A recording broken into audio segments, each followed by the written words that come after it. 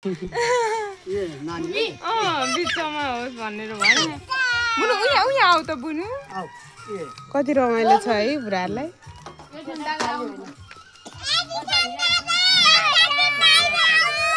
तपाईको घरको मात्र अझ दिदीहरुको आइ छैन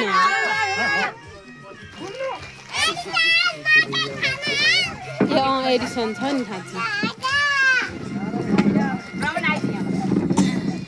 बुनुले म पाएको छ अहिले बुनु ओइ ओइ ओइ मैले हटी खा पर्छ किन मैले